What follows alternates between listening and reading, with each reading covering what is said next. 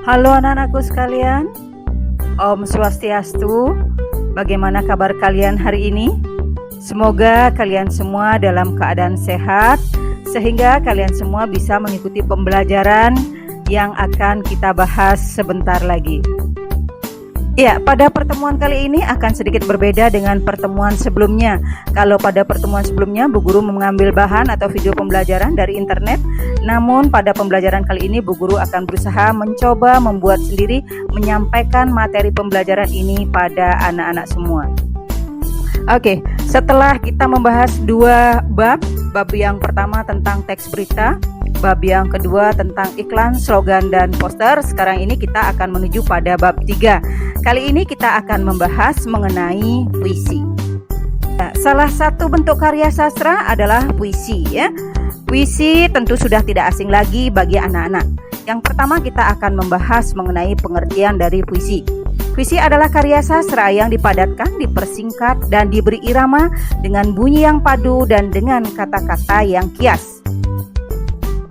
Menurut Herman J. Waluyo, puisi adalah karya sastra yang mengungkapkan pikiran dan perasaan penyair secara imajinatif dan disusun dengan semua kekuatan bahasa dengan pengonsentrasian struktur fisik dan batin. Selanjutnya kita akan membahas ciri-ciri puisi. Adapun ciri-ciri puisi, 1. Menggunakan bahasa yang padat, 2. Memperhatikan diksi, 3. Mempunyai daya imajinatif figuran, dan yang keempat mempunyai rima, kelima mempunyai irama, dan yang terakhir memperhatikan bentuk atau tipografi. Anak-anak, kalau tadi kita sudah membahas dua hal yang berhubungan dengan puisi. Yang pertama tentang pengertian puisi, yang kedua tentang ciri-ciri puisi. Selanjutnya yang ketiga kita akan membahas unsur-unsur puisi. Unsur fisik yang pertama adalah larik atau baris. Larik atau baris adalah kelompok kata yang tidak membentuk kalimat dan paragraf.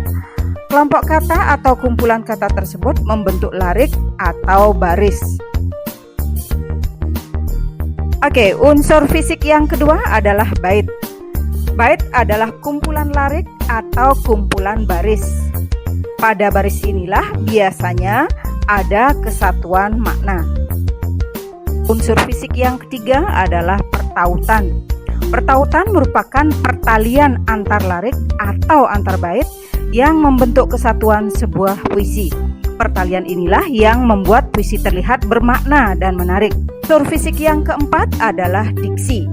Diksi bisa disebut pilihan kata. Pilihan kata dalam puisi bersifat konotasi dan puitis. Konotasi berarti memiliki kemungkinan makna lebih dari satu atau ganda. Puitis berarti mempunyai efek keindahan. Unsur fisik berikutnya adalah imaji. Imaji merupakan gambaran kata atau susunan kata yang dapat memperjelas maksud yang dinyatakan oleh penyair. Atau bisa juga dikatakan bahwa imaji itu adalah gambar angan yang bisa ditangkap oleh indera kita. Pengimajian menggambarkan sesuatu yang seolah-olah dapat dilihat, didengar, atau dirasa. Sehingga akan ada 3 jenis imaji, yaitu imaji visual, imaji auditif, dan imaji taktil. Unsur fisik berikutnya yaitu rima. Rima disebut juga sajak atau persamaan bunyi. Rima adalah pengulangan bunyi dalam puisi untuk menghasilkan efek merdu. Bunyi merdu dalam setiap puisi disebut dengan aliterasi dan asonansi. Selanjutnya kita sebut dengan sajak aliterasi dan sajak asonansi. Sajak aliterasi yang diulang hanya pada bagian konsonannya saja.